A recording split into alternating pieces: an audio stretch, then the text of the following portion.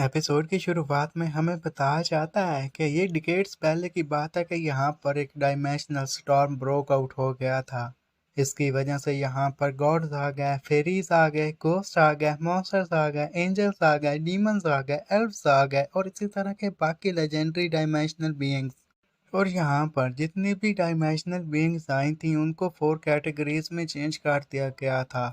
जैसा कि पहले में मॉर्टल्स, फिर लेजेंड्स, फिर इपिक और फिर मिथिकल। और इनकी एबिलिटीज़ की तो बात ही ना करें क्योंकि इनकी एबिलिटीज़ तो ह्यूमन के इमेजिनेशन से भी बाहर थी। इंसान इन सभी में से निचले दर्जे पर आते थे, लेकिन हाँ, अगर वो कल्टीवेशन कर लें तो इसकी मदद से वो अपने आप को ऊपर के लेवल तक ले जा सकते हैं।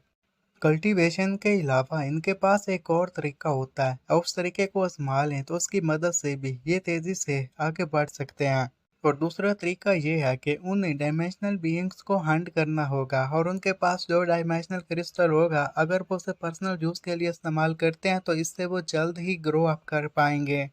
लेकिन जहाँ पर ऐसे क्रिस्टल्स पाए जाते हैं ये एरिया बहुत ही ख़तरनाक होता है। यहाँ पर इंसान अक्सर नहीं आ जा सकते और जो कोई भी यहाँ पर आ जाता है तो उसका मरना तय है। ये सारी बातें एक टीचर क्लास में सभी स्टूडेंट्स को बता रहा था। फिर वो वहाँ पर एक सोए हुए स्टूडेंट जू वैन को पुकारता है। सारी क्लास जू वैन की तरफ देखने लग जाती है जो कि पीछे के डेस्क पे आराम से अपनी नींद पूरी कर रहा था। उसे देखने के साथ टीचर यही कहने लग जाता है कि ये पहले की बात है जब टीचर इसकी बहुत रेस्पेक्ट किया करते थे, लेकिन अब देखो इसने खुद का क्या हाल कर लिया है। वो अपने टीचर के साथ कहीं गया हुआ था। ये फ्लैशबैक का ही सीन है जहाँ पर प्रिंसिपल ने उसे कहा था कि क्यों यहाँ पर दो किस्म के जीनियस पाए जाते हैं। फर्स्ट क्लास के जीनियस को हम जूवैन कहते हैं और दूसरे जीनियस में बाकी सारे लोग आ जाते हैं। जूवैन की जैसे ही आँख खुलती है तो वो जल्दी से क्लासरूम से बाहर भागने लग गया था। इस पर टीचर क्यों यही कहते हैं कि लगता है कि प्रिंसिपल ने इसे गलत जज कर लिया था, इसमें तो कोई ऐसी एबिलिटी नहीं है। ज़ोवैन अब क्लास के बाहर आ जाता है और हमें यही बताने लग गया था कि मेरी लाइफ उस दिन से चेंज हो गई जब से मुझे ये मिस्टीरियस फ़ोन मिला। उसने फ़ोन बाहर निकाल लिया था और ये कह रहा था कि इस फ़ोन की वजह से मैं क्लास में ज़्यादा अटेंशन नहीं दे पा रहा। इस फ़ोन को ओपन करने के लिए हमें ड्रॉप ऑफ ब्लड की ज़रूरत पड़ती है। फिर वहाँ पर एक ऐप शो होती है और हमें उस ऐप को शो करना होता है। और फिर यहाँ पर एक और ब्लड ड्रॉप की ज़रूरत पड़ती है जिसकी मदद से हम अपने करैक्टर को जनरेट कर सकते हैं। अब जैसे ही उसने ब्लड उस गेम के ऊपर फेंका था तो उसी की वजह से ही उसकी गेम ओपन हो जाती है और वहाँ पर उसका एक करैक्टर भी क्रिएट हो गया था। और वो अपने करैक्टर को आगे चला रहा था और हमें भी यही बता रहा था कि जिस तरह मैं अपने करैक्टर की एबिलिटीज़ को वहाँ पर अपग्रेड करता रहता हूँ, रियल लाइफ में भी मेरी एबिलिटीज़ इसी तरह चेंज होती रहती हैं। अब उसका करैक्टर जैसे ही एक जगह पर गया था वहाँ पर मॉर्टल क्लास की आंट्स आ जाते हैं तो वो उनके साथ फाइट करने लग जाता है। और उधर टीचर क्यू की बातें बताई जाती हैं जो कि यही कह रहा था कि यहाँ पर ऐसे रेयर जीनियस पाए जाते हैं जिनके पास एक पैराडोरियल एनर्जी होती है, वो भी 16 साल की उम्र में। लेकिन जू वैन ही उन्हीं जीनियसेस में शामिल था। इसने बगैर किसी एक्सटर्नल फोर्स के उस एनर्जी को हासिल कर लिया था। और ये भी बता रहा था कि मुझे लगा था, मुझे क्या, यहाँ पर हर किसी को यही लगा था कि जू वैन एक जीनियस बन जाएगा और यहाँ पर कोई भी उसका मुकाबला ना कर पाएगा। लेकिन हम इसके बारे में गलत थे। और ये पूरे 1 महीने पहले की बात है। स्कूल में एक लड़की आई थी और जोमैन को चैलेंज करने के लिए कहती है और सभी लोग ये देखकर काफ़ी हैरान थे। उन्हें यकीन नहीं आ रहा था कि एक लड़की जोमैन को चैलेंज करेगी। जोमैन अपने स्कूल में नंबर 1 पोजीशन पर था और इसलिए एक्साइटमेंट ज़्यादा बढ़ गई थी क्योंकि वो लड़की अभी अभी इस स्कूल में आई थी और आते साथ ही उसने स्कूल के नंबर 1 स्टूडेंट को चैलेंज कर दिया था। जोमैन अब जैसे ही उस लड़की को देखता है तो उससे यही पूछता है कि क्या हम दोनों पहले मिल चुके हैं। आगे से लड़की उसे कहती है कि तुम बस मेरी तरफ आओ, मुझ पर अटैक करो क्योंकि मैं नहीं चाहती कि हम बातों में अपने टाइम को ज़ाया करें। जैसे ही जू वैन उस पर अटैक करने के लिए आगे बढ़ता है तो वो उसे किक मारकर हवा में उछाल देती है। और वहाँ पर खड़े हुए स्टूडेंट जो कि ये फाइट देखने के लिए आए हुए थे और काफ़ी एक्साइटेड थे, ये देखकर काफ़ी हैरान हो जाते हैं कि उस लड़की ने एक ही किक में जू वैन को हरा दिया था। और आखिर ये लड़की है कौन? ये इतनी स्ट्रॉन्ग कैसे हो गई? तो तभी उन लोगों को उसका नाम मालूम होता। उस लड़की का नाम था आन जिंग। और उस दिन के बाद से ही जोवेन काफ़ी चेंज हो गया। उसकी मोटिवेशन ख़त्म हो गई। अब वो सारा दिन गेम्स ही खेलता रहता है। और अगर ऐसा ही चलता रहा तो मैं कुछ नहीं कह सकता कि आगे जूवैन के साथ क्या होगा।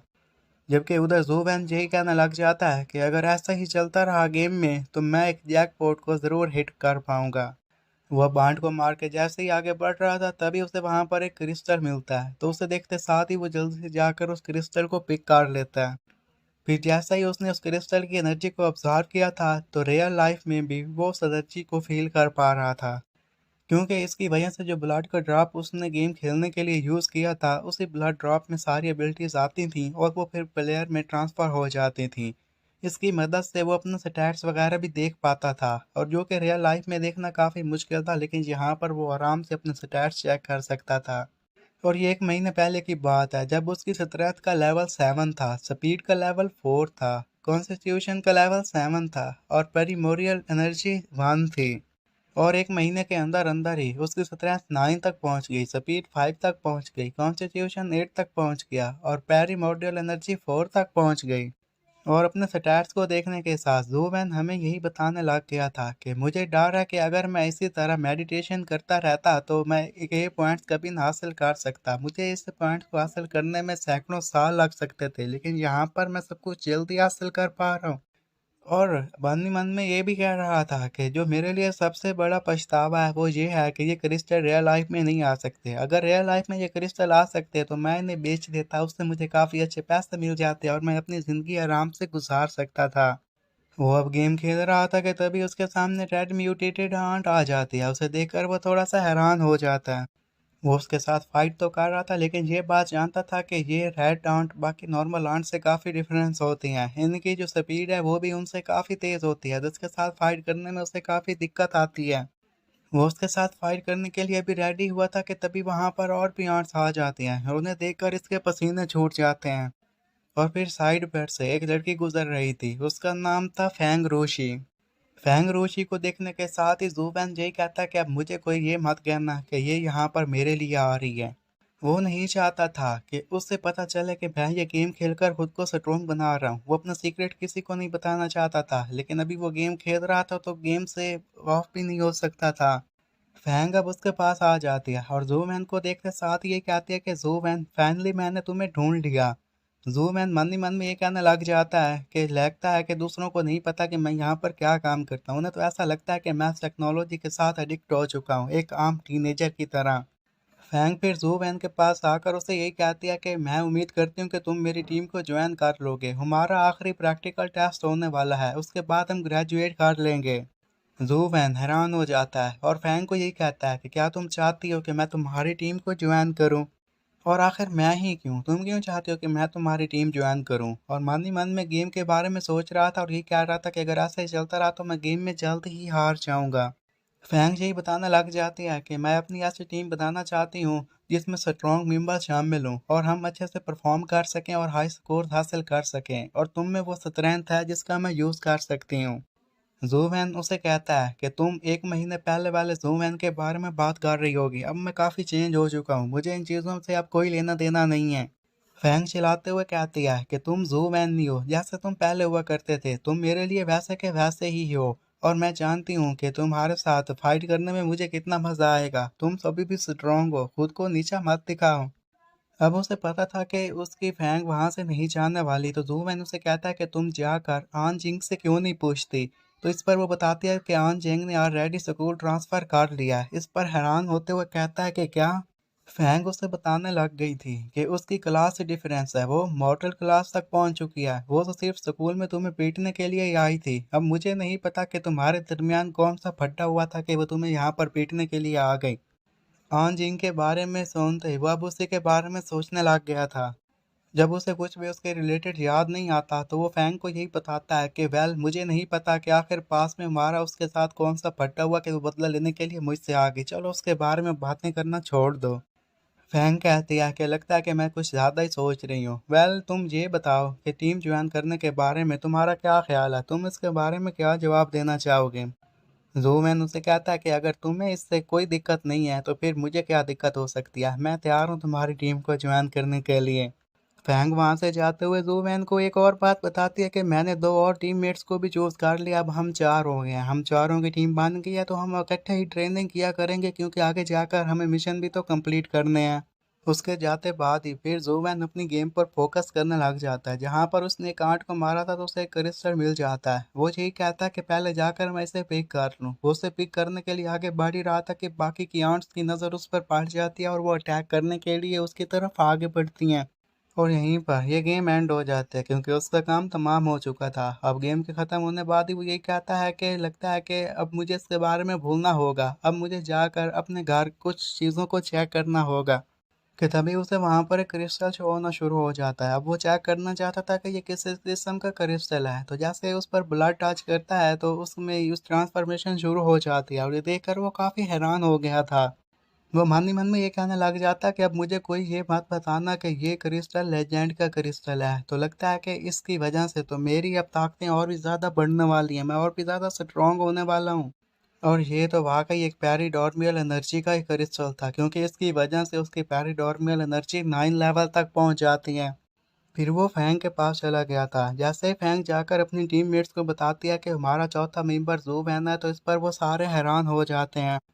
तो फैंग के टीममेट्स उसे ये कहने लग गया था कि हम जानते हैं कि ज़ूमैन एक कैपेबल बंदा है, लेकिन तुम्हें तो पता है कि पिछले 1 महीने से उसने कोई ट्रेनिंग नहीं की, तो हमें नहीं पता कि वो किस लेवल पर पहुंचा हुआ है।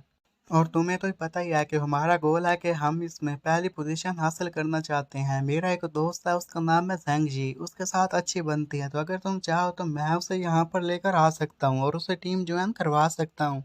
ज़ूवैन उनकी बातें सुनने के साथ मन ही मन में ये कहने लग जाता है कि मैं जानता हूँ कि यहाँ पर जितने भी कोलीग्स हैं वो हर किसी की हिफाजत के बारे में अच्छे से जानना चाहते हैं। तो अगर वो मेरे बारे में ऐसा सोच रहे हैं कि उनकी वजह से टीम को खतरा हो सकता है, तो इसमें उनकी कोई गलती नहीं है। फैंग अपने दोस्तों की बातें सुनने के साथ उन्हें यही बताने लग गई थी कि मैं जानती हूँ कि जैन जी काफ़ी आउटस्टैंडिंग लड़का है, लेकिन मैं फिर भी ज़ूवैन को ही चूज़ करूँगी क्योंकि मेरे लिए तो वो एक बेस्ट कैंडिडेट है। तो उसका दोस्त यही कहने लग जाता है, तो क्यों ना फिर एक टेस्ट कर लिया जाए। अगर ज़ूवैन वो टेस्ट जीत गया तो फिर वो हमारी टीम में आ सकता है। फैंग ये सुनने के साथ ही कहती है कि किस किस्म के टेस्ट के बारे में तुम बात कर रहे हो। तो वो लड़का बताने लग गया था कि तुम जानते हो कि हम तीनों में से मैं सबसे ज़्यादा वीक हूँ, तो मैं जो वैन के साथ एक मुकाबला रखूंगा। अगर वो जीत गया तो वो टीम में आ सकता है और इसमें मैं इसे कोई बुली नहीं कर रहा। तो ये सुनने के साथ फिर जू वैन भी ये कहता है कि मैं जानता हूँ कि ये बैटर रिस्की होने वाली है, लेकिन फिर भी मैं इसके लिए तैयार हूँ। और वो लड़का ये बताने लग जाता है कि हमारे स्कूल में काफ़ी सारी डिवाइसेस पाई जाती हैं जिसकी मदद से हम किसी की भी स्ट्रेंथ के बारे में मालूम कर सकते हैं, लेकिन मेरे ख्याल में वो मीनिंगलेस हैं। हमें अपने फिस्ट कॉम्बैट के बारे में ही पता लगाना होगा कि कौन ज़्यादा स्ट्रॉन्ग है। और फैंग भी फिर इसी के बारे में बात करते हुए ये कहने लग जाती है कि ध्यान की स्ट्रेंथ की बात करूं तो मुझे लगता है कि ये फैन पर भारी पड़ जाएगा क्योंकि फैन के पास ऐसे क्रिस्टल भी नहीं है जिनकी मदद से वो एनर्जी को हासिल कर सके और खुद को स्ट्रॉन्ग बना सके। लेकिन फिर भी मैं एक दफ़ा तो देखना चाहूँगी कि ज़ूवैन इसे कैसे अडॉप्ट करता है और वो कितने पानी में है। ज़ूवैन फिर उस लड़के को यही कहता है कि मेरे ख्याल में यही बेहतर होगा कि हम स्ट्रेंथ मेजरिंग डिवाइसेस का ही यूज़ करें और उससे स्ट्रेंथ का पता लगवाएं। जिस पर आगे से त्यान कहता है कि क्या तुम डर गए? ज़ूवैन मुस्कुराते हुए उसे कहता है कि हाँ हाँ मैं डर गया, और मन ही मन में यही कहता है कि मुझे इस बात से डर है कि कहीं मैं तुम्हें पंच मारूं और तुम वहां पर मारे न जाओ। अब जैसे ही वो डिवाइस के करीब पहुंचते हैं तो त्यान कहता है कि पहले कौन ट्राई करेगा, तो इस पर ज़ूवैन कहता है कि पहले तुम्हें ट्राई करना होगा। तो इस पर आगे से त्यान कहता है कि ठीक है, पहले मैं ही ट्राई कर लेता हूँ। अब उसने जाकर जैसे ही डिवाइस पर पंच मारा था तो उसका रैंक 7 शो हो रहा था। और यह देखते साथ ही ज़ूवैन यही कहता है कि इससे पहले भी मेरा रैंक 7 था, अब तो मेरे पास मोबाइल डिवाइस आ गई। मोबाइल डिवाइस में भी मेरा रैंक 7 ही शो हो रहा था, तो इसमें कोई चेंजेस नहीं है, तो इसका मतलब है कि मैं इससे स्ट्रॉन्ग होऊंगा। त्यान ने अब अपना पंच मारकर अपने लेवल को कंफर्म कर लिया था। तो फिर वो ज़ूवैन को कहता है कि अब तुम्हारी बारी। इससे पहले कि ज़ूवैन आगे बढ़ता कि तभी हम टीचर क्यू को देखते हैं जो कि गैलरी में घूम फिर रहे थे, और वो ये कहते हैं कि ये मशीन चूज करने की मुझे आवाज़ आ रही है। तो वो साइड पर देखने लग गया था। जैसा ही उसने दरवाजे में देखा था तो वहां पर ज़ूवैन भी खड़ा हुआ था और ये देखकर वो काफी हैरान था। ज़ूवैन ने जाकर जैसे ही डिवाइस में पंच मारा था तो वहां पर उसका लेवल 10 शो होता है। ये देखकर सभी लोग काफी हैरान हो जाते हैं। टीचर क्यू भी ये देखने के साथ काफी हैरान हो जाता है और कहता है कि ये कैसे पॉसिबल हो सकता है। क्या इसकी यही रीज़न है कि ये क्लास में सोता रहता है, ये रात को अच्छी ट्रेनिंग करता है और हमारे प्रिंसिपल ने जैसा सोचा था कि ये एक जीनियस है, तो उनके मेरे ख्याल में ये सारी सोच सही थी, ये जीनियस ही है। वहाँ पर खड़ी हुई फैंग भी ये देखकर काफ़ी हैरान हो गई थी और ये कहती है कि इसने मोस्ट डिफ़िकल्ट पंच का इस्तेमाल किया और पहली बार में ही इसने 10th लेवल को पार कर लिया। ध्यान भी ये देखकर काफ़ी गुस्से में आ जाता है और फिर वो इसी गुस्से में आगे बढ़कर ज़ोवैन को ये कहता है कि ठीक है, तुम इसे पास कर गए, लेकिन तुम इसके बारे में गलत हो कि तुम मेरे आगे जीत गए क्योंकि मैंने अपनी फुल स्ट्रेंथ का यूज़ ही नहीं किया था। और फिर वो ज़ोवैन को साइड पर धकेल देता है ताकि खुद जाकर एक बार फिर ट्राई करे और वो काफ़ी गुस्से में था। वहाँ पर बाकी टीममेट्स ये देखने के साथ यही कहते हैं कि ये त्यान को देखो, ये क्या पागलपन कर रहा है। त्यान ने वहाँ पर लाइटनिंग फिस्ट को एक्टिवेट कर लिया था। इसी लाइटनिंग फिस्ट का इस्तेमाल करके जैसे ही वो पंच मारता है तो उसका पावर का लेवल 11 तक पहुँच जाता है। और ऐसा करने के बाद ही वो फिर ज़ूवैन को कहता है कि अब बताओ अब कौन स्ट्रॉन्ग है। तो आगे से ज़ूवैन उसे कहता है कि बहुत अच्छे, तुमने अच्छा काम किया। तो फिर आगे से ही ज़ूवैन गौर से देखने लग जाता है। त्यान उसके पास आकर कहता है कि तुम किस चीज़ को गौर से देख रहे हो, बस तुम गिव अप कर दो। इससे अच्छा है कि तुम अब हार ही मान जाओ क्योंकि वहाँ पर तुम एम्बैरेस होगे। तो ज़ूवैन इस पर त्यान को यही कहता है कि अगर मैंने इस मशीन को तोड़ दिया तो स्कूल में कोई भी मुझसे कंपनसेशन नहीं मांगेगा, क्या मैं सही कह रहा हूँ? त्यान उसे कहता है कि अगर तुमने इसे सच में तोड़ दिया तो इसके जितना भी खर्चा आएगा वो मैं पे करूँगा अपनी पॉकेट से। बस इतना सुनना ही था कि ज़ूवैन फिर पावर को गैदर करते हुए यही कहता है कि तो फिर तो मुझे पीछे नहीं रहना चाहिए, फिर तो मुझे ट्राई करना ही चाहिए। ध्यान मन ही मन में ये कहने लग जाता है कि इस मशीन की लिमिट 20 तक है और आज तक स्कूल में कोई 20 की लिमिट को भी पार नहीं कर पाया। लगता है कि ये पगला गया जो कि कह रहा है कि इस मशीन को तोड़ देगा। जूमैन फिर आगे बढ़ता है और अपनी ही इसी एनर्जी का यूज़ करते हुए उस मशीन को तोड़ देता है और सभी लोग ये देखकर काफ़ी हैरान हो जाते हैं। और टीचर क्यू भी ये देखने के साथ कहते हैं कि इस डिवाइस की लिमिट 20 तक थी, अगर इसे तोड़ना है तो तुम्हारी पेरीमोर्डियल एनर्जी का लेवल 8 तक होना चाहिए या फिर 9 तक होना चाहिए, तभी जाकर तुम इस किस्म का डैमेज दे सकते हो। फिर उसे प्रिंसिपल के पास याद आ जाते हैं जहाँ पर प्रिंसिपल उसे यही बता रहे थे कि यहाँ पर दो किस्म के जीनियस पाए जाते हैं, एक जूवैन और दूसरे बाकी लोग। उस मशीन को तोड़ने के बाद ज़ोवैन फिर त्यान को कहता है कि तुमने कहा था कि तुम इसके पैसे भरोगे। तो आगे से त्यान कहता है कि हाँ हाँ तुमने सही कहा, इसके पैसे मैं ही पे करूँगा। वैसे भी हम पुराने टीममेट्स जो हैं। वैंग दूर खड़े हुए ये सब कुछ देख रही थी और ये सब कुछ देखने के साथ ये कहने लग जाती है कि ये लड़का तो उतना ज़्यादा इंटरेस्टेड था जितना मैंने इमेजिन ही नहीं किया था। अब इस सारे वाक़या के बाद ज़ोवैन जैसे ही घर जा रहा था तो हमें यही बताने लग जाता है कि फैंकी ने मुझे आखिर रिमाइंड करवा ही दिया। मैं एक लेजेंडरी क्लास का स्टूडेंट था, तभी ही एक मॉर्टल क्लास के स्टूडेंट आज जिंक आते हैं, मुझे चैलेंज करती है और मुझे हरा देती है। लेकिन एक बात मुझे समझ में नहीं आ रही कि मैंने तो इस सिटी को आज तक नहीं छोड़ा, तो आखिर मैंने उस लड़की को ऑफेंड कैसे कर लिया जो वो मुझसे बदला लेने के लिए यहाँ पर आई थी और लोगों के सामने मुझे शर्मिंदा किया। वो इन्हीं ख्यालों में चल रहा था कि तभी उसके फ़ोन पर रिंग बजती है। उसे उसके डैड कॉल कर रहे थे जो कि काफ़ी एक्साइटेड थे और बेटे से ये पूछते हैं कि बेटा क्या तुम मेरी शादी की सेरेमनी पर आओगे। जूमैन ये सुनते साथ ही हैरानी से अपने डैड को ये कहता कि आप क्या कह रहे हैं कि आपकी शादी हो रही है, आखिर तुम किसके साथ शादी कर रहे हो। तो डैड उसे कहते हैं कि एक मिनट मैं उसकी पिक सेंड करता हूँ। और अपनी नई होने वाली मॉम की पिक सेंड करते हुए उसके डैड बताने लग गए थे कि तुम्हारी नई मॉम कैसी है और उसका नाम है ओ जैंग लान। फिर लूवैन अपने डैड से पूछता है कि कब शादी होने वाली है। इस पर डैड बताते हैं कि एक हफ्ते के बाद लू जैंग में शादी होने वाली है। जूमैन अपने डैड को कहता है कि फिर तो मेरा आना मुश्किल है क्योंकि उन दिनों में हमारा एग्ज़ाम हो रहा होगा और अगर मैं चाहूँ तो फिर भी वहाँ पर नहीं आ सकता। और वैसे भी मैंने घर में एक बिस्किट बॉक्स छोड़ा था, क्या आप उसके बारे में जानते हैं। डैड उससे पूछते हैं कि तुम किस बिस्किट बॉक्स की बात कर रहे हो। तो जोबैन यही बता रहा था कि वो 3 सेंटीमीटर तक लॉन्ग है और उसके ऊपर जो उसका ढक्कन है उसके ऊपर एक बेर बना हुआ है। डैड को अब ये सारी बातें याद आ जाती हैं तो वो ये कहता है कि वो अच्छा तो तुम उस टीन की बात कर रहे हो, मैं भी बचपन में उससे ही बिस्किट खाया करता था और हमारे घर में तो वो रह गया, आखिर तुम उसके बारे में मुझसे क्यों पूछ रहे हो। जूमैन अपने डैड को कहता है कि मुझे ही उस टीन में एक सेल फोन मिला था, क्या वो सेल फोन आपने उसमें रखा था। तो डैड उसे कहते हैं क्या तुम सेल फोन की बात कर रहे हो, क्या तुम उस सेल फोन की बात कर रहे हो जिसकी ब्लैक स्क्रीन है और उस पर कोई बटन भी नहीं है और वाइट मेटल केस है और 6 इंच का है। जूमैन डैड को कहता है कि हाँ मैं उसी फ़ोन की बात कर रहा हूँ, क्या वो आपका है। जूमैन के डैड बताते हैं कि नहीं वो मेरा नहीं बल्कि तुम्हारे ग्रैंड पा का है और मैं तो उसे चलाने भूल गया। मैं तो उसके बारे में ही भूल गया था कि हमारे पास ऐसा भी कोई फ़ोन है। ये तो तुमने मुझे याद दिलाया। जुबन हैरान होते हुए उस अपने डैड से ये पूछता है कि आप कह रहे हैं कि ये ग्रैंडपा का है, तो ग्रैंडपा ने इस फ़ोन को कहाँ से हासिल किया था? तो उसके डैड ग्रैंडपा के बारे में बताते हुए कहने लग जाते हैं कि तुम्हारे ग्रैंडपा एक कारपेंटर थे जो कि एंशियंट सिटी को बिल्ड कर रहे थे। तभी वो एक कुआं वहां पर बिल्ड कर रहे थे कि उन्हें एक रोशनी दिखाई देती है, और उस वक्त वहां पर कामी वर्कर्स काम कर रहे थे। उस रोशनी को देखने के साथ उन वर्कर्स को ऐसा लगता है कि वहां पर कोई डरा रहा है, तो वो सारे वर्कर्स उस कुआं में उतर जाते हैं ताकि उसे हासिल कर सकें।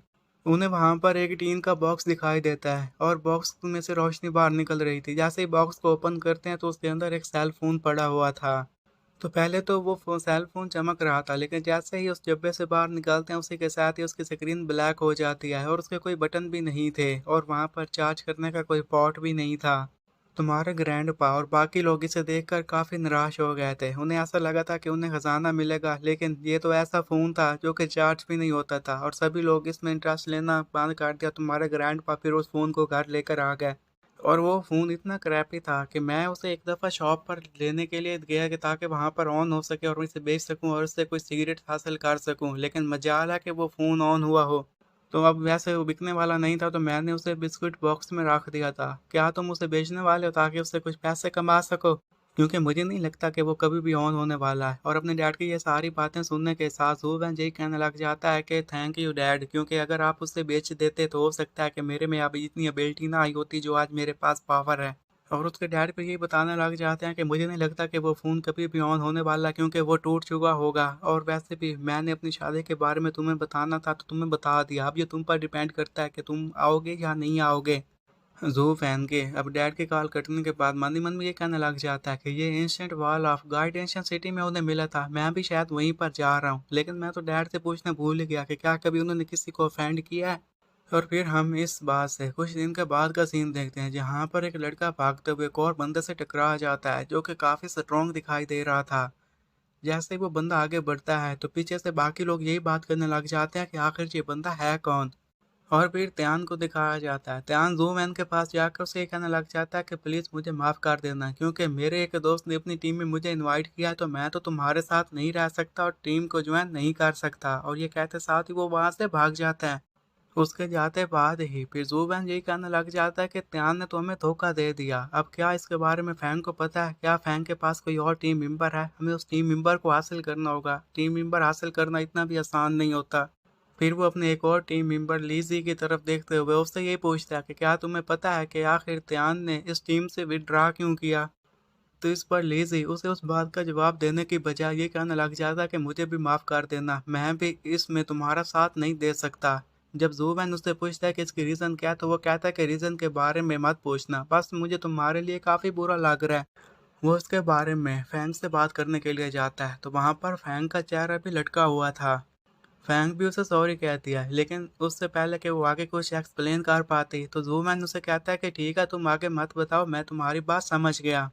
मुझे नहीं पता कि मैंने किसको ऑफेंड किया, बल्कि मुझे तुम लोगों से माफ़ी मांगना चाहिए था कि मैं भी तुम लोगों को इसमें लेकर आ गया। और मुझे यकीन है कि तुम्हें कोई और ज़रूर मेंबर मिल जाएगा जो कि काफ़ी स्ट्रांग होगा और तुम्हारी टीम को नंबर 1 पे लेकर चला जाएगा। और तुम्हें अपसेट होने की कोई भी ज़रूरत नहीं है, क्योंकि अगर तुमने वहाँ पर अच्छे से परफॉर्म ना किया तो फिर मैं तुमसे अपसेट हो जाऊँगा। जबकि फैंग उससे यही बता रही थी कि मुझे नहीं पता कि ज़ू आखिर तुमने किस बंदे को ऑफेंड किया है, जिसकी वजह से कोई भी तुम्हारा साथ देने के लिए तैयार नहीं है। लेकिन वो बंदा जो कोई भी है, उसका होल्ड दूर दूर तक फैला हुआ है। ज़ूबैन अब वहाँ से चला जाता है। जाते-जाते मन ही मन में ये कहने लग जाता है कि अब तो एग्ज़ाम काफ़ी करीब आ चुका है, मेरे पास इतना टाइम भी नहीं है और मुझे ऐसे स्टूडेंट्स कहाँ से मिलेंगे जो मेरा साथ देंगे। वो गैलरी में चल फिर रहा था कि तभी ही टीचर क्यू की नज़र उस पर पड़ जाती है और वो ज़ूबैन को वहीं पर रोक लेते हैं। वो उसे ऑफिस में लेकर गए थे और वहाँ पर वो उसे बता रहे थे कि क्या तुम त्यांजो को जानते हो? तो आगे से ज़ूमैन कहते कि नहीं, मैं तो उसे नहीं जानता। तो टीचर क्यों उसे यही कहते हैं, तो ये तो फिर काफ़ी स्ट्रेंज बात है। यहाँ पर ऑब्जर्वर एन आया था और वो तो तुम्हारे बारे में सब कुछ जानता है और तुम्हारी शिकायत लगाकर यहाँ से चला गया, लेकिन तुम कह रहे हो कि तुम तो उसके बारे में जानते भी नहीं हो। अपने टीचर की ये बातें सुनने के साथ ही फिर ज़ूबैन टीचर से यही पूछता है कि आखिर उस बंदे का बैकग्राउंड कैसा है। टीचर उसे बताने लग गए थे कि अर्थ लीग को 4 हिस्सों में तकसीम किया गया है, जिसमें नॉर्थ, साउथ, ईस्ट और वेस्ट है, और हमारा गाइड सिटी तो उसके सामने कुछ भी नहीं है। और आन त्यान जो उन्हीं में से एक हाई पोजीशन पर ऑफिशियल रैंक कर दिया गया है, और इस वजह से वो अपनी पोजीशन को काफी एंजॉय कर रहे हैं। अब ज़ोबैन ये सारी बातें सुनने के साथ अपने टीचर को ये कहता है कि क्या वो मुझे टारगेट कर रहा है। तो इस पर आगे से टीचर उसे ये बताते हैं कि मैं इसके बारे में श्योर नहीं हूँ, लेकिन उसने एक सेंटेंस हर जगह फैला दिया कि जो कोई भी तुम्हारी फेवर करेगा तो फिर उसके साथ अच्छा नहीं होगा। ज़ोबैन ये बातें सुनने के साथ काफ़ी हैरान था, गुस्से में आ गया था। वो ये कहता है कि वो एक हाई रैंकिंग का ऑफिशियल है, तो भला वो मेरे खिलाफ ऐसी बातें क्यों फैला सकता है, वो मेरा फ्यूचर क्यों डिस्ट्रॉय करना चाहता है, और आखिर उसका कोई ताल्लुक आन जेंग से तो नहीं है। तो टीचर भी क्यों से कहते हैं कि उसके बारे में भी हम पता लगा लेंगे कि उसका उसके साथ रिलेशनशिप है या नहीं, लेकिन फिलहाल तुम्हें अपने फ्यूचर के बारे में और कॉम्बैट टेस्ट के बारे में सोचना होगा, क्योंकि एक दिन ही बाकी बचा और तुम्हें अपने टीममेट्स भी तो तलाश करने हैं। और मुझे लगता है कि जो टीममेट्स तुम इस बार चूज करने वाले हो वो ऑर्डिनरी स्टूडेंट्स तो बिल्कुल नहीं होने वाले। तो इस बार जोबैन कहता है कि हाँ, ये बात तो आपने सही कही। टीचर की ओर से एक स्टूडेंट का नाम बताते हैं, स्टूडेंट का नाम था लू शुआन, और टीचर उसे ये बताते हैं कि अगर वो तुम्हारे साथ टीम में ज्वाइन हो जाए तो बाकी लोगों को भी इससे कोई दिक्कत नहीं होगी और तुम्हारी एक अच्छी टीम बन जाएगी, लेकिन उसके बदले में तुम्हें उससे अच्छा रिजल्ट शो करना होगा। जूमैन ये बातें सुनने के साथ टीचर को ये कहता है कि आप कह रहे हैं कि मैं ली शुआन का सब्स्टिट्यूट बन जाऊं। तो आगे से टीचर उसे कहते हैं कि अगर इससे तो तुम किसी टीम में ही नहीं जाओगे तो उस टीम को ही ज्वाइन कर लो, चलो इससे तुम्हारा नाम तो होगा, तुम टेस्ट तो पास कर सकोगे। ज़ुबान ये सारी बातें सुनने के साथ फिर अपने टीचर यू को ये कहता है कि फिर मुझे सबके लिए माफ़ कर देना कि मैं आपके लिए ट्रबल क्रिएट कर रहा हूँ, अगर आप चाहें तो मुझे उससे मिलवा सकते हैं। ऑफिस से बाहर आते साथ ही फिर सीधा वो अपने डैड को कॉल लगाता है और डैड को ये कहता है कि क्या आप आन त्यान जो को जानते हैं। तो आगे से डैड उसे बताने लग जाते हैं कि तुम उसके बारे में नहीं जानते, वो तुम्हारा बड़ा भाई है। बस इतना सुनना ही था कि इसके तो पाँव से ज़मीन खिसक जाती है। इसके तो जैसे कि पूरे बदन में बिजली चमक रही हो, और वो ये कहता है कि आपने क्या कहा कि मेरा बड़ा भाई। तो आगे से उसके डैड ही बताने लग जाते हैं कि मैं जिस औरत से शादी करने वाला हूँ ये उसका बड़ा बेटा है, और तुम्हारी एक स्टेप सिस्टर भी है, उसका नाम मानजिंग है। और अपने स्टेप ब्रदर के बारे में सुनने के साथ, अपनी स्टेप सिस्टर के बारे में सुनने के साथ ही वो काफ़ी शौक खड़ा हुआ था। उसे ये यकीन नहीं आ रहा था कि वो उसके स्टेप ब्रदर और स्टेप सिस्टर होने वाले हैं। उसके तो जैसे माना वहीं पर साकन बन के खड़ा हो गया था। ये सारी बातें सुनने के साथ फिर जोवैन अपने डैड को ये कहता है कि आपका रिश्ता आत्यान जो के साथ कैसा है। तो इस पर उसके डैड बताते हैं कि वो दोनों तो मुझसे काफ़ी अच्छे से पेश आते हैं। अब डैड की कॉल कटने के बाद जोवेन ये सोचने लग जाता कि फिर वो मुझसे इतना बैडली ट्रीट कैसे कर रहे हैं। हो सकता है कि उन्हें मेरे डैड और उनकी मॉम की शादी बिल्कुल भी पसंद ना हो, तो इसलिए वो मेरे साथ ऐसा बिहेव कर रहे हैं। और आन जिंग ने तो आकर मेरी तो पूरी जिंदगी तबाह कर दी, और ऊपर से उसका बड़ा भाई चाहता है कि मैं कॉम्बैट में भी पार्टिसिपेट ना कर सकूं। इससे भी मेरा फ्यूचर काफ़ी खतरे में है। क्या ये सब कुछ इसलिए कर रहे हैं कि मैं वीक हूँ? अगर मैं स्ट्रांग होता तो फिर वो मेरे साथ क्या करते। और अब इस बात को काफ़ी दिन हो चुके थे और अपने घर पर लेटा हुआ गेम खेल रहा था, और यही बता रहा था कि मैंने अब काफ़ी सारी आंट्स को मारा है, इससे मुझे कुछ खास हासिल नहीं हुआ। जो कि मुझे पहली बार में एनर्जी मिली थी वैसी एनर्जी मुझे दोबारा नहीं मिल पाई। और फिर इसी के साथ ही उसे वहाँ पर एक एग नज़र आता है। वो एग को पिक करने वाला था। इस एग को पिक करने की वजह से उसे कंपेनियन बेस भी मिल सकता था। और वो ये भी कहने लग जाता है कि मुझे पता है कि यहाँ पर जो भी कंपेनियन बीस्ट मिलने वाला है वो एक रेयर होने वाला है, क्योंकि मॉर्टर स्टेज पर ऐसे बीस्ट नहीं मिला करते। लेजेंडरी स्टेज पर पहुँचते साथ ही हमें ऐसे कंपेनियन मिला करते हैं। वो एग के पास जाता है, जैसे ही एग फूटता है उसी के साथ ही एक तेज सा रोशनी बाहर की तरफ निकलती है और उसे कुछ आवाज़ें सुनाई देने लग जाती हैं, जो कि ये कह रही थी कि अब मेरी लाइफ तुम्हारे हाथों में है। और इन्हीं बातों के साथ ही उसे नींद आ जाती है। जब उसे होश आता है तो उसके सर में काफ़ी दर्द हो रहा था। वो अपने हाथ की तरफ देखता है, वहां पर एक निशान बना हुआ था। उसे देखकर ये कहता है कि आखिर ये क्या चीज़ है। फिर वो फ़ोन पर गेम खेलने लग जाता है और ये कहने लग गया था कि क्या जो मुझे बीस्ट मिला है वो सक्सेसफुली हैच हो चुका है। वो अब विंडो के आगे पर्दा डाल देता है और ये कहने लग जाता है कि मुझे उस कंपेनियन को समन करना होगा, लेकिन ऐसा करने के बाद ही जगह पर खड़ा होकर ये कहने लग जाता है, लेकिन मुझे नहीं पता कि मैं उसे समन कैसे करूं। लेकिन फिर उसे याद आता है कि उसके हाथ पर एक निशान लगा हुआ है और शायद उसे निशान पर उसे फोकस करना होगा, और जैसे निशान पर फोकस करता है तो उसमें से एनर्जी पार निकलने लग जाती है। तो उसके हाथ पर एक बॉक्सिंग ग्लव बन जाता है। उस बॉक्सिंग ग्लव को देखने के साथ ये कहने लग जाता है कि लगता है कि ये कंपेनियन बीस की तरफ से मुझे एक कंपेनियन फार्म मिली है और मैं तो इसके बारे में सुन चुका हूँ।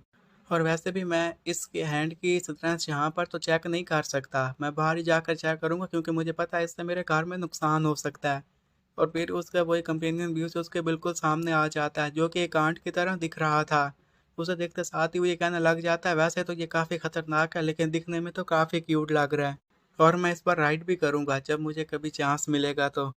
और दूसरी तरफ फिर टीचर क्यों उसे ली शुआन से मिलवाने के लिए ले जाते हैं, यही बताने लग जाते हैं कि वो एक फ्लैशी किस्म का इंसान है, तो तुम्हें अपने एग्ज़ाम पर फोकस करना होगा और कोशिश करना कि उसे ज़रा बराबर भी गुस्सा मत दिलाना।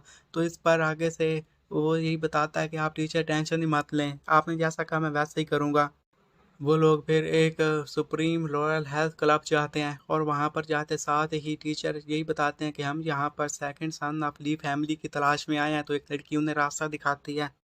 और फिर वो एक जगह पर पहुँच गए थे जहाँ पर ली शुआन बैठा हुआ था और जैसे ही वो टीचर जू को देखता है तो उसे कहता है कि आप भी मेरे साथ बैठिए और ड्रिंक कीजिए, लेकिन आगे से टीचर उसे कहते हैं कि मेरे पास टाइम नहीं है, मुझे जाकर क्लासेस भी देखना है। और फिर वो उससे ली शुआन को मिलवाता है और कहता है कि ली शुआन तुम इससे मिलो, ये है ज़ू वैन, मैं इसे यहाँ पर लेकर आया हूँ, ये कॉम्बैट में तुम्हारे काफ़ी काम आ सकता है। ली शुआन इस पर खुश होते हुए टीचर को ये कहता है कि टीचर आप टेंशन नहीं मत लें, आप इसे मेरे पास लेकर आए तो ऐसा समझे कि मेरी टीम में शामिल है, क्योंकि आप किसी अच्छे बंदे को ही मेरी टीम में भेजेंगे ना। अब टीचर का काम यहाँ पर ख़त्म हो गया था तो वो ज़ू वैन को ये कहता है कि लगता है कि मेरा काम यहाँ पर ख़त्म हो गया है, मुझे स्कूल जाना होगा और आप यहाँ पर इसके बारे में बात कर लीजिए कि वहाँ पर टेस्ट में आप दोनों ने क्या करना है। टीचर वहाँ से जाते हुए फिर ज़ू वैन को ये कहते हैं कि मैं तो यहाँ से जा रहा हूँ और तुम्हारी रजिस्ट्रेशन भी करवा दूंगा, तुम यहाँ पर अपना तलक लीच वन से आगे बढ़ा लो और बाकी मेंबर से भी, ताकि इससे तुम्हें कॉम्बैट में हेल्प मिल सके। वहाँ से जाते हुए फिर ज़ू वैन अपने टीचर को कहता है कि आपका बहुत बहुत शुक्रिया। टीचर के जाते साथ ही फिर लीच वहाँ ये कहने लग जाता है कि ज़ू वैन, मैंने तुम्हारे बारे में पहले सुन रखा था कि तुम तो इस स्कूल में नंबर 1 पोजीशन पर चले गए थे। तो आगे से ज़ू वैन ली शुआन को यही कहता है कि आप इस बात को सीरियस मत लीजिए, वो तो बस एक र्यूमर था जो कि बाद में ख़त्म हो गया। ली शुआन से कहता है कि ये बात तो तुमने सही कही, अगर तुम जीनियस होते तो वहाँ पर ना पढ़ रहे होते, और अगर तुम जीनियस होते तो आन जैंग के एक ही स्ट्राइक से वहाँ पर ना हार मान जाते। और वहाँ से भी हम कोई ट्रेनिंग नहीं करने वाले, जब टाइम आ गया तो बस हमें पीछे पीछे फॉलो करना। जोमैन वहाँ पर बैठ गया था, गेम खेलने लग जाता है और उन्हें कहता है कि ठीक है जैसा आप कहें। ली चुआन फिर उसे कहता है कि तुम ड्रिंक कर लो, अगर तुम में से किसी एक बोतल के भी तुमने फिनिश कर लिया तो यहाँ पर मेरे पास दो लड़कियां बैठी हैं, तो तुम्हें मैं चॉइस दूंगा, तुम्हें दोनों में से किसी एक को चूज कर सकते हो। जोमैन कहता है कि आपका बहुत बहुत शुक्रिया, लेकिन मैं ड्रिंक नहीं करता। तो उसकी ये हरकतें देखने के साथ ली चुआन यही कहने लग जाता है कि टीचर जो इसे मेरे पास लेकर आए तो मुझे नहीं लगता कि ये उस काबिल है कि ये मेरी टीम में आ सके, आखिर इसमें ऐसी क्या खास बात है। फिर अपने साथ बैठी हुई लड़की के में कान में कुछ फुसफुसाता है, वो उसे कुछ अश्लील हरकतें करने के बारे में बता रहा होगा। ये सुनने के साथ वो भी हंसने लग जाते हैं और कहते हैं कि तुम तो सच में काफ़ी टेरिबल हो। तो वो लड़की सीधा फिर ज़ूबैन के पास जाती है, उससे कहने लग जाती है कि सर आप ये किस किस्म की गेम खेल रहे हैं, क्या इसमें फ़न है? तो आगे से ज़ूबैन कहता है कि हाँ इसमें काफ़ी मज़ा आता है। तो वो लड़की उसे कहती है कि क्या इसमें उतना ही फ़न है जितना कि मेरे में फ़न आएगा, क्या आप मेरी तरफ देखेंगे? वो गेम खेल रहा था, वहाँ पर सिल्वर कलर की आंट आ गई थी और वही अब उसका निशाना था। लेकिन उसके पास बैठी हुई लड़की उसे तंग करने लग जाती है और उसे खुद के साथ फ़न करने का कहती है। वो उसके साथ फाइट करने ही वाला था कि वो लड़की उसे कहती है कि तुम मेरी तरफ देखो। वो उसकी तरफ फेस होता ही है कि इतने में वहाँ पर ज़ूबैन की हार हो जाती है। ये देखते साथ ही ज़ूबैन उस लड़की को साइड पर फेंक देता है और ली शुआन जो कि दूर बैठा वो ड्रिंक पी रहा था, उसके मुंह से ड्रिंक गिर जाता है और उसके साथ बैठी हुई लड़की और वो जोर जोर से हंसने लग जाते हैं। जैसे ही ज़ूबैन ने दोबारा गेम पर फोकस किया था तो उसे मालूम होता है कि वो गेम में मारा जा चुका है। ली चुआन अब उसे गौर से देखे जा रहा था और ये कहता है कि ये लड़का तो काफ़ी इंटरेस्टिंग निकला, मैंने नहीं सोचा था कि लड़का इतना इंटरेस्टिंग होगा। और इस सब की वजह से जू वैन को रात को नींद भी नहीं आ रही थी और वो जाग रहा था, जबकि उधर जू वैन काफ़ी परेशान बैठा हुआ था। वो गेम में सिल्वर आंट को हराने की अपनी तरफ से पूरी कोशिश कर रहा था लेकिन बार बार मारा जा रहा था। और ये उसके लिए आसान होना चाहिए था क्योंकि वो एक लेजेंडरी स्टेज पर नहीं थी, ये तो एक सिंपल स्टेज थी और वो सिंपल स्टेज वाली आंट को नहीं हरा पा रहा था। वो ये बात तो जानता था कि इसे हराना इतना इम्पॉसिबल नहीं है, लेकिन उससे पहले उसे अटैक करना होगा। उसने पहले भी अटैक किए थे, उससे लिटरली डैमेज हो सका, उसकी स्पीड काफ़ी स्लो थी। और वो इसी के बारे में सोच रहा था कि अगर वो अपने विकर डिवाइन फिस्ट को अगर 1 इंच पंच के साथ कंबाइन कर दे तो इससे उसका अटैक खतरनाक हो जाएगा। लेकिन वो नहीं जानता था कि इन दोनों को कंबाइन कैसे किया जाए। लेकिन फिर तभी उसे याद आता है कि इस गेम का मेन करैक्टर तो मैं ही हूँ। अगर रियल लाइफ में मैं इन दोनों चीज़ों को कंबाइन कर दूँ तो हो सकता है कि गेम में भी मैं इन चीज़ों को कंबाइन कर दूँ। वो वहाँ पर खड़ा हुआ फिर अपनी इन चीज़ों को कंबाइन करने लग जाता है कि तब ली जुई पीछे से आकर उसे देख लेता है कि वो क्या हरकतें कर रहा है। और वो ये कहने लग जाता है कि मुझे यकीन नहीं आ रहा कि रात के इस वक्त ये ट्रेनिंग कर रहा है, और क्या ये इसकी 1 इंच 5 तकनीक है। इसका तो मैग्नीट्यूड और मूवमेंट काफ़ी अमेजिंग है। लेकिन मुझे तो लगा था कि इसके पास कुछ स्पेशल होगा, लेकिन ये चीज़ें तो एक आम बंदे के पास भी पाई जाती हैं। लगता है कि मुझे जाकर सोना होगा, ऐसे खामखा मैं इसके बारे में ज़्यादा सोच रहा था। और फिर कॉलेज एंट्रेंस एग्ज़ाम का दिन आ गया था, तो वहाँ पर इनकी रजिस्ट्रेशन कंप्लीट हो जाती है। फिर सारे स्टूडेंट्स और टीममेट्स एक ही गाड़ी में सवार हो जाते हैं और गुआइदी एंशियंट सिटी की तरफ रवाना हो जाते हैं।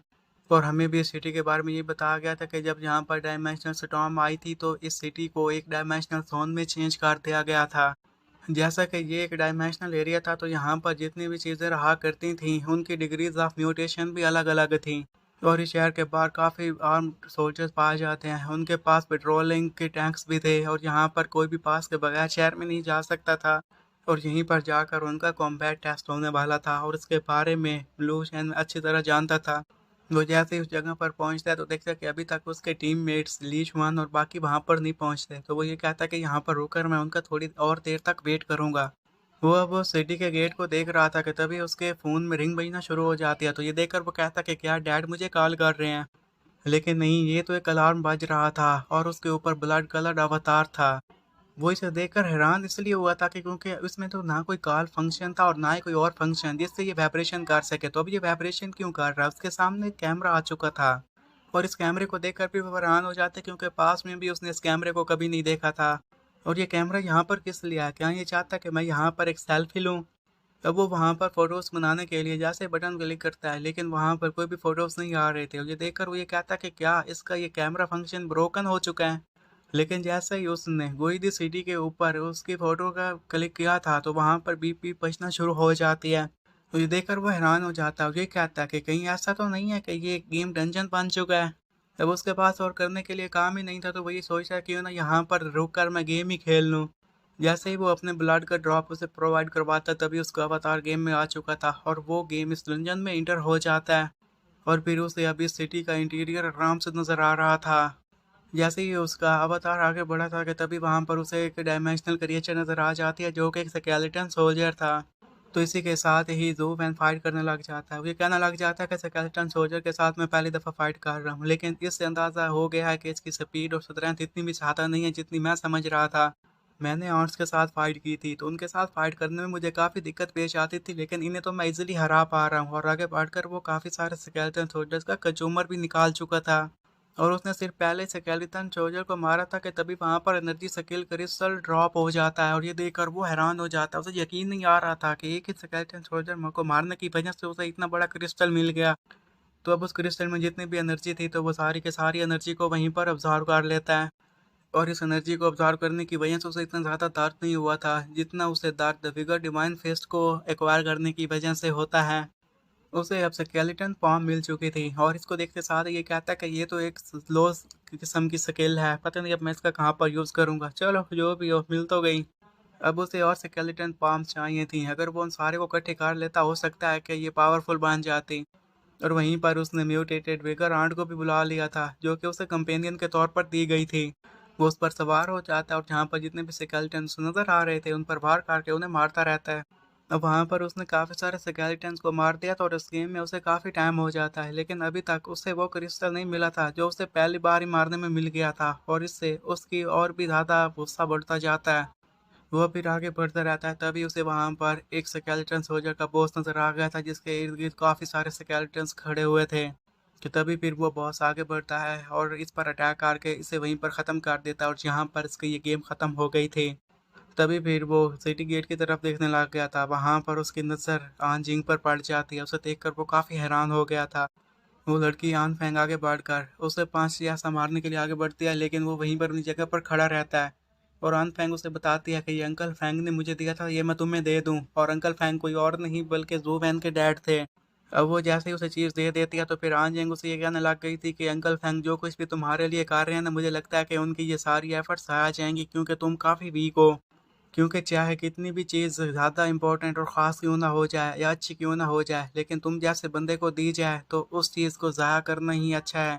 और वहाँ से जाते हुए उसे एक और भी बात कहते हैं कि कभी भी किसी को मत बताना कि तुम अन फैमिली से बिलोंग करते हो, क्योंकि हम नहीं चाहते कि अन फैमिली में एक ऐसा लड़का मौजूद हो जो कि काफ़ी वीक हो। और इन सारी बातों को सुनने के साथ ही वैन ये कहने लग जाता है कि जब से ही मैं अन फैमिली का हिस्सा बना हूँ, लगता है कि ये कुछ ज़्यादा ही सोच रही है। अब वो तो वहाँ से चली गई थी, ज़ू फिर अकेला रह गया था, तभी उसे साइड से ली शुआन की आवाज़ सुनाई देती है, तो वो साइड पर देखता है। वहाँ पर ली शुआन मॉडर्न कपड़े पहन कर आ चुका था और उसके साथ उसके बाकी के टीममेट्स भी थे। फिर ली शुआन सीधा ज़ू के पास जाता है, उसे ये बताने लग गया था कि तुम्हें टीचर शो ने भी सारी बातें बता दी होंगी, अब उसने सब कुछ बता ही दिया तो तुम रिलैक्स हो जाओ। बस तुम मुझे फॉलो करते रहो और ये मैं टीममेट्स को लेकर आऊँ, ये बाकी सब कुछ संभाल लेंगे। और ये बातें सुनने के साथ ज़ू भी ये कहने लग जाता है कि हाँ अच्छा ही है, इससे मेरी भी एनर्जी बच जाएगी। और वहीं पर खड़ा हुआ एक लड़का फिर ली शुआन को ये कहने लग जाता है कि ली शुआन आप टेंशन ही मत लें, मैं एक जीनियस हूँ, तो आपकी तो पहली पोजीशन यहाँ पर पक्की है। तो ली शुआन उनकी ये बातें सुनने के साथ काफ़ी हैरान हो जाता है, समझ में नहीं आ रहा था कि वो इन्हें क्या कहे।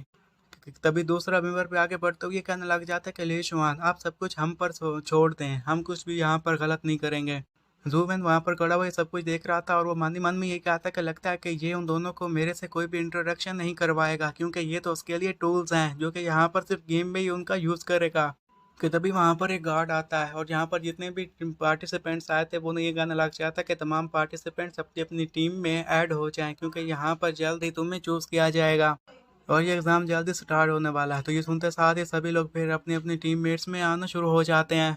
फैंग वहाँ से गुजर रही थी, उसकी नज़र दो वैन पर पड़ जाती है, उसे देखकर वो चौकन्ना हो जाती है और फिर खुश होते उसे ये कहने लग गई थी कि गुड लक।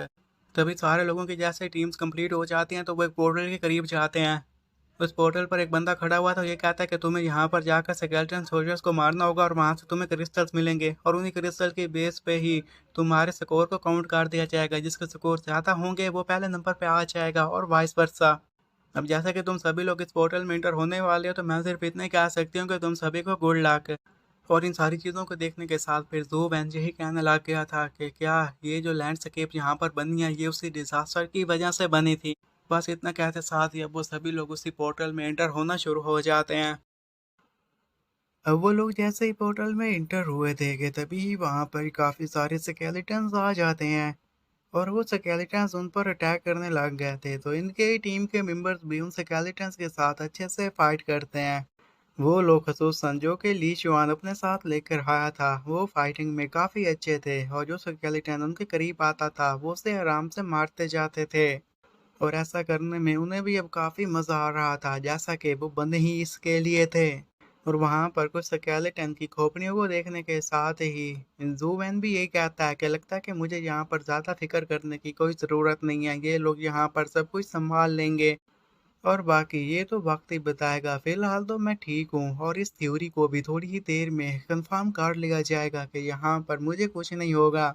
फिर वो अपने फ़ोन के साथ खेलने लग जाता है और इसे देखते साथ ही लिचुआन यही कहता है कि लगता है कि ये फिर गेम खेलने लग गया। और अगर ऐसा ही ये दिखावा कर रहा है तो इसका क्या मतलब समझूं? क्या इसका यही मतलब समझूं कि ये बाकियों सबसे ज़्यादा स्ट्रॉन्ग है?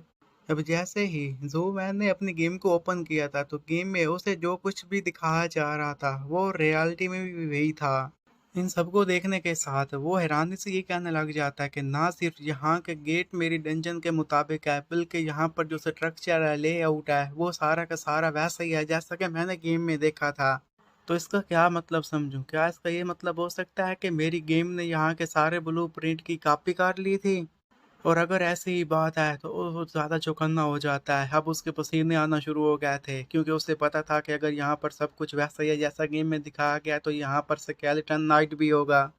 लेकिन फिर उन्हें एक मैप दिखाया गया था और उस मैप के मुताबिक एक बात तो क्लियर थी कि वो स्केलेटन जनरल उनके करीब नहीं था, बल्कि काफ़ी दूर था और ये यहाँ पर सेफ थे। यहाँ पर उन्हें एक एग्ज़ाम बाउंड्री दी गई थी और जब तक ये इस बाउंड्री को नहीं झेल पाते तो तब तक वहाँ पर कोई भी खतरा नहीं हो सकता। अगर बाउंड्री के अंदर ही रहेंगे ये लोग यहाँ पर सेफ रहेंगे।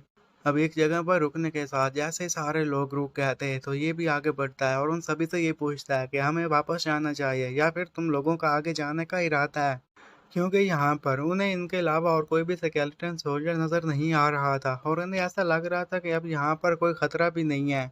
तो ली शुआन के साथ आया हुआ एक लड़का यही बताने लग जाता है कि यहाँ पर अब मुझे ज़्यादा खतरा तो दिखाई नहीं दे रहा, तो हमें लगता है कि अब हमें आगे बढ़ना चाहिए। अगर हमें हाई पॉइंट्स हासिल करने हैं तो हमें और स्केलेटन्स को मारना होगा।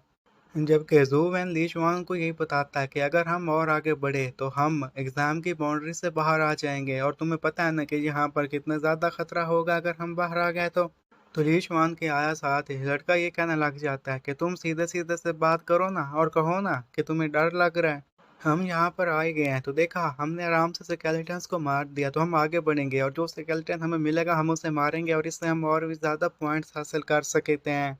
और वहाँ पर उसके साथ दूसरा लड़का जिसने अपने सर पे के ऊपर कैप पहनी हुई थी, वो भी यही कहता है कि मुझे भी लगता है कि हम मैप के मुताबिक सही जा रहे हैं, हमें आगे जाना चाहिए और बाकी ज़ॉम्बीज़ को मारना होगा।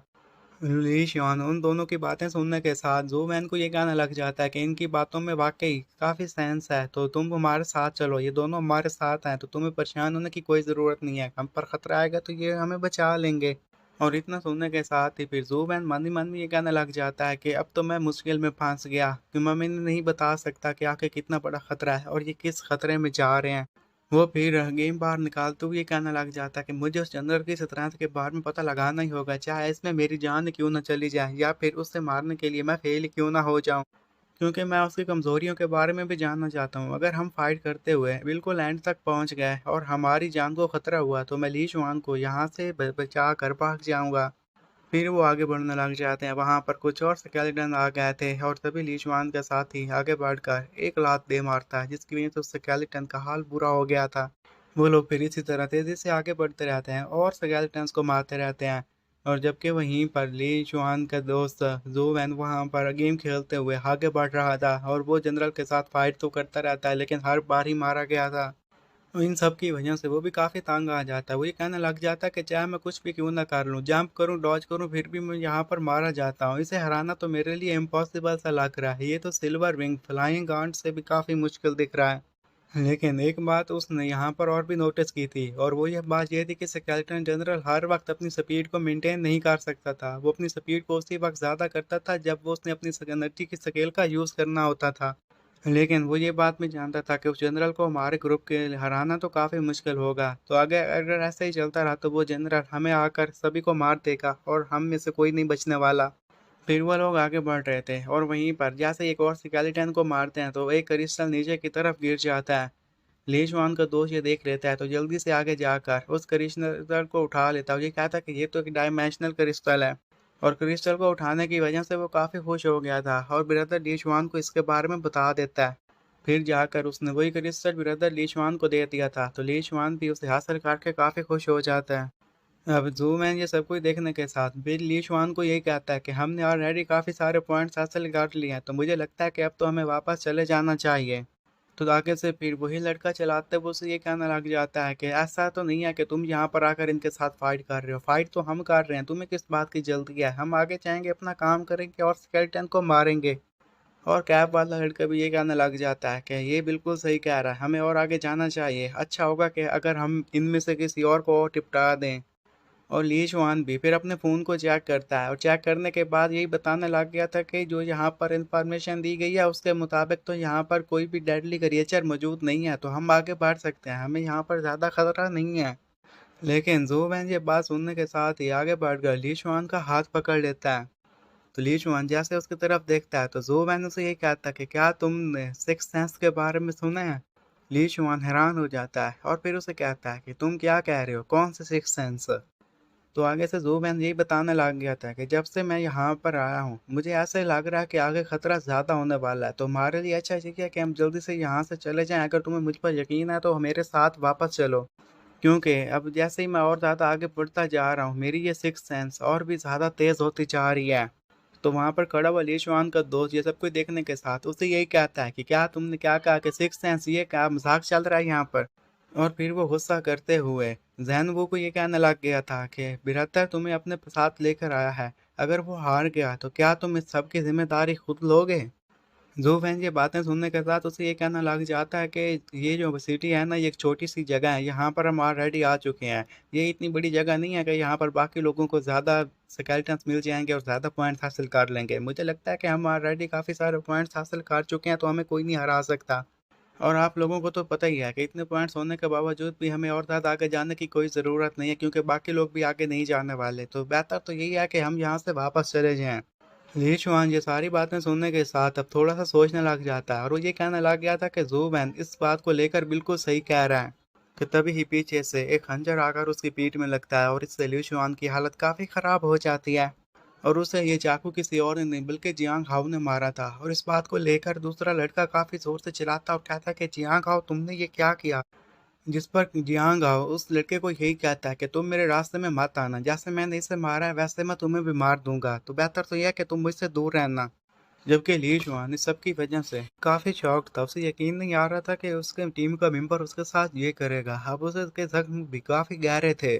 वो अब अपनी हीलिंग पावर का इस्तेमाल करते हुए अपने जख्मों को हील करने लग जाता है और जियान से ये पूछता है कि क्या तुम्हें यहाँ पर सेकंड ब्रदर ने मेरे साथ भेजा। तो इस बार जियाओ से ये कहने लग जाता है कि तुम तो इनविंसिबल निकले, मुझे नहीं लगा था कि तुम्हारे पास ऐसी एबिलिटी भी है कि मैं तुम्हें मारूंगा और तुम खुद को कल्टीवेट करते हुए हील कर लोगे। अब तो और भी मजा आने वाला है। और फिर हमें यही बताया गया था कि पैराडॉर्मल एनर्जी स्किल्स और डायमेंशनल क्रिस्टल्स की वजह से ना सिर्फ हम डायमेंशनल बीट्स हासिल कर सकते हैं, बल्कि इन क्रिस्टल का यूज़ करने के साथ ही कल्टीवेशन की स्टेज को भी ख़त्म किया जा सकता है। और सिर्फ इतना ही नहीं बल्कि इस पैराडॉर्मियल एनर्जी की भी काफ़ी सारी अक़साम है और उनमें से एक इनविंसिबल है। इनविंसिबल की पावर के आने के साथ ही तुम्हारा कल्टीवेशन लेवल इतना हाई हो जाता है कि तुम किसी भी लिमिट को पार कर सकते हो। जो लिमिट बाकी लोगों के पास होती है उससे कहीं ज़्यादा लिमिट तुम्हारे पास होती है। तुम मॉर्टल की बजाय लेजेंडरी क्लास की बजाय एक डायरेक्टली इपिक क्लास में चले जाते हो। लेकिन इसको हासिल करने के लिए मैंने तो जो सुना था कि मेल का वर्जन होना ज़रूरी है। अगर मेल वर्जन नहीं रहेगा तो वो ये तकनीक कभी भी हासिल नहीं कर सकता। तो इसका क्या मतलब है कि जब इसने इस तकनीक को हासिल किया था ये वर्जन था। चाहे मैं इसके बारे में कितनी भी कोशिश क्यों ना कर लूँ, उसे वो रात याद आ रही थी जब वो लड़कियों के साथ एंजॉय कर रहा था और वो ये कह रहा था कि मैं नहीं मान पाऊंगा कि वो वर्जन है और लगता है कि इसे किसी और तरीके से ये तकनीक मिली है। जबकि आया हुआ ली शुआन के साथ दूसरा लड़का जियांग हाओ को ये कहने लग जाता है कि तुम तो एक बास्टर निकले, हम तुम्हें यहाँ पर लेकर आते ताकि तुम यहाँ पर आकर हमारी मदद करो, लेकिन तुमने ये क्या किया, हमारे मास्टर को इस टैप कर दिया। तो जिस पर जियांग यही बताने लग जाता है कि तुम्हें तो पता है कि एक माउंटेन के ऊपर दो टाइगर्स नहीं रह सकते, किसी एक को ही वहां पर रहना होता है।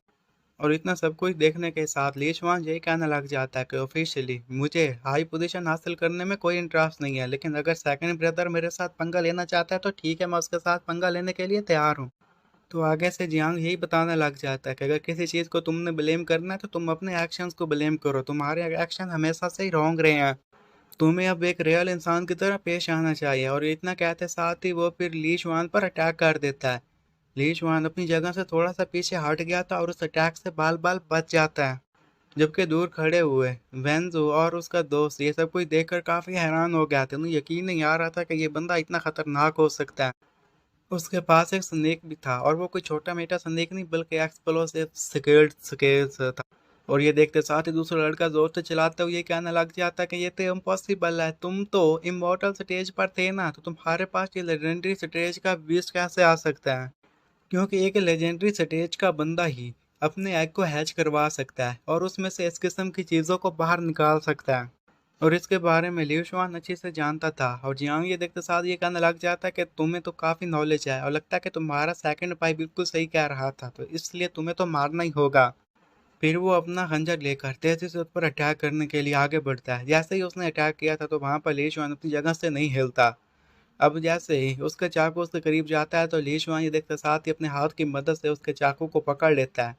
और इतना देखते के साथ ही जियांग की हालत काफ़ी ख़राब हो जाती है और उसे अपनी आंखों पर यकीन नहीं आ रहा था कि उसके अटैक को कोई इस तरह रोक सकता है। अब ली शुआन ने अपनी शेप चेंज कर ली थी, वो पहले से काफ़ी खतरनाक और स्ट्रॉन्ग दिखाई दे रहा था। और ये सब कुछ देखने के साथ यांग जी कहता है कि मुझे तो बिल्कुल भी यकीन नहीं आ रहा कि तुम भी एक लेजेंडरी स्टेज पर पहुंच गए और मुझे नहीं लगा था कि तुम इतने भी हो जाओगे स्ट्रॉन्ग। लगता है कि तुम्हारी फैमिली में काफ़ी स्ट्रॉन्ग लोग पाए जाते हैं। जबकि ली शुआन की ये बातें सुनने के साथ ही जियांग को ये कहना लग जाता है कि मैं तुम्हारी तरह क्रूर नहीं हूँ, मैं ऐसे मेथड यूज़ नहीं करता कि किसी की पीठ पीछे उस पर अटैक करके उसे मार दूँ। और इतना देखते साथ ही जियांग जल्दी से अपना चाकू उठाता है और वहां से भागने लग गया था ताकि खुद की जान को बचा सके। और ये देखते साथ ही ली शुआन फिर उसका पीछा करने लग जाता है ताकि वो जियांग को पकड़कर उसे मार सके। वैन जू भी दूर खड़ा हुआ ये सब कुछ देख रहा था। जू वैन ज्यादा देर तक नहीं देख सकता, तो उसके पास अब वहां जाने का कोई और रास्ता भी तो नहीं था। वो आगे बढ़ना चाहता था, लेकिन फिर जब वो स्केलेटन नाइट के बारे में सोचता है तो वहां से वापस जाने का ही डिसाइड करता है। जिस पर दूसरा लड़का उसे ये कहता है कि तुम क्या देख रहे हो, तुम्हें आगे बढ़ना चाहिए और ब्रदर श्वान की हेल्प करनी चाहिए। जिस पर जो मैन उसे यही कहता है कि पहले तुम आगे जाओ, मैं तुम्हारे पीछे पीछे आ जाऊंगा। तो वो लड़का फिर श्वान की तरफ भागते हुए उसे ये कहने लग जाता है कि ब्रदर श्वान तुम्हारा कितना अच्छे से ख्याल रख रहा है, लेकिन तुम देखो तुम एक यूजलेस हो, तुम उसके किसी काम नहीं आ रहे।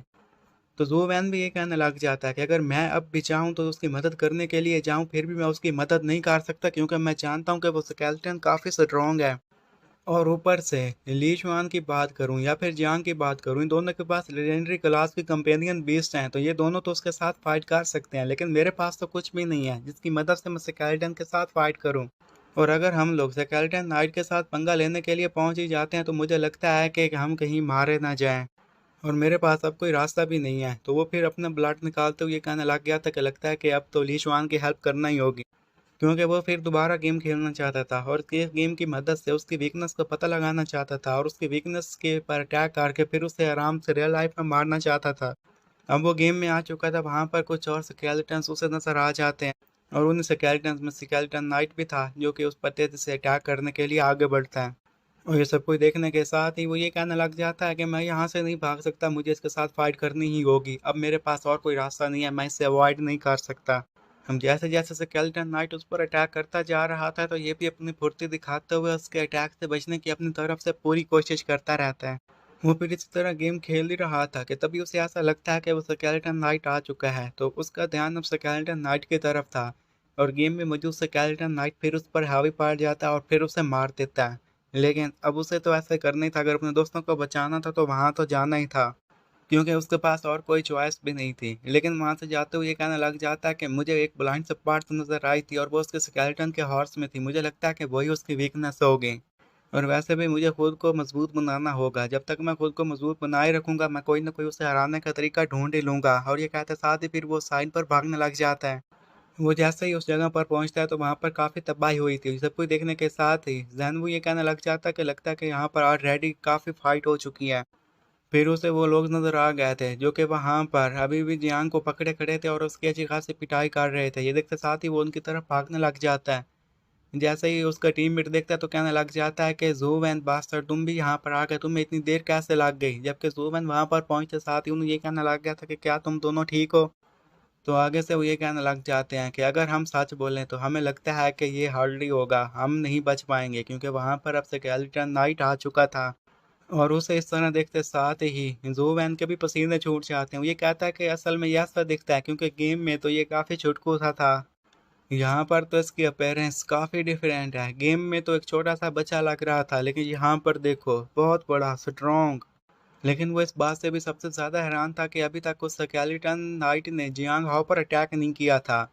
ये शायद इसलिए था क्योंकि उसने एक आर्मर पहना हुआ था और इस आर्मर की वजह से स्केलेटन को ऐसा लग रहा होगा कि ये उसी की टीम का हिस्सा है। और ये जो इसने यहाँ पर आर्मर पहना हुआ था ये भी लेजेंडरी स्टेज क्रिएचर का ही एक हिस्सा था। ये सारे लोग अमीर थे और अमीरों के लिए ये चीज़ें नॉर्मल थी। और ये सब कुछ देखने के साथ ही फिर सैन वो ली शुआन को ये कहता कि लगता है कि तुम्हारे भाई ने तो तुम्हें मारने की मुकम्मल तैयारी की हुई है। स्केलेटन नाइट भी फिर उन पर अटैक करने के लिए आगे बढ़ता है। तो ये देखते साथ ही ली शुआन अपने सामने एक शील्ड बना लेता है ताकि उसकी मदद से उसके अटैक को रोक सके। लेकिन वो ज़्यादा देर तक नहीं रोक सकता और इस अटैक का इतना ज़्यादा खतरनाक था कि वो खुद जाकर पीछे गिरता है।